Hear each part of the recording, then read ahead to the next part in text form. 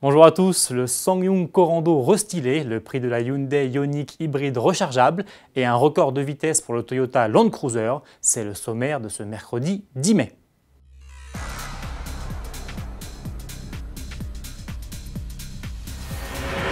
Lancé en 2010 et revu en 2013, le SsangYong Corando vient de nouveau de passer par la case restylage. Résultat, le SUV sud-coréen adopte certains codes stylistiques inaugurés par le Tivoli. Il reçoit notamment une nouvelle calandre, des blocs optiques avant redessinés et d'inédits boucliers. L'intérieur est lui un peu plus soigné qu'auparavant, avec un nouveau volant et des inserts imitation carbone. Présentée en mars à Genève, cette nouvelle version du Corando débarque aujourd'hui sur le marché français. Elle est proposée avec un unique bloc 4 cylindres 2 litres de diesel de 178 chevaux en boîte manuelle à 6 rapports ou automatique à 6 vitesses et en 2 ou 4 roues motrices. De série, le SUV embarque les feux et les essuie-glaces automatiques, l'accès et le démarrage sans clé, la caméra de recul, le GPS et l'écran tactile de 7 pouces.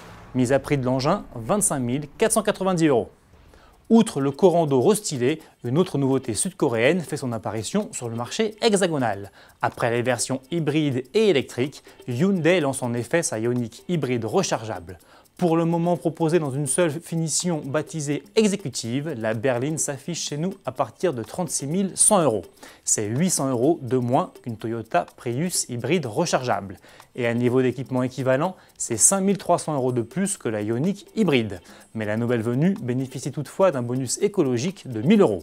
Richement dotée, elle reçoit de série la climatisation automatique bizone, l'aide au stationnement avant et arrière, la caméra de recul, une sellerie cuir, un système d'infodivertissement avec écran tactile 8 pouces, le régulateur de vitesse adaptatif, le détecteur d'angle mort ou encore l'alerte de trafic perpendiculaire arrière. Pour mémoire, cette Hyundai Ioniq plug-in hybride associe un 4 cylindres 1,6 litre essence de 105 chevaux à un moteur électrique pour une puissance combinée de 141 équidés. Équipé également d'une boîte de vitesse double embrayage à 6 rapports, l'auto annonce une consommation moyenne de 1,1 litre au 100 km, des rejets de CO2 de 26 grammes par kilomètre et une autonomie de 63 km en mode 100% électrique. On termine avec un record de vitesse en Toyota Land Cruiser.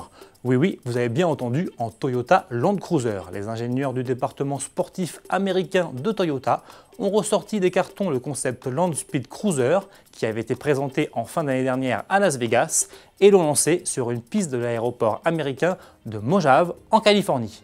Vidé, nettement abaissé et affublé de pneus plus larges, mais surtout équipé d'un V8 5,7 litres doté de 2 gros turbocompresseurs et d'une admission sur mesure, le tout-terrain de 2000 chevaux a atteint la vitesse phénoménale de 370 km/h. Le précédent record de 340 km/h, établi en 2009 par le Brabus GLK V12, est définitivement enterré. À demain!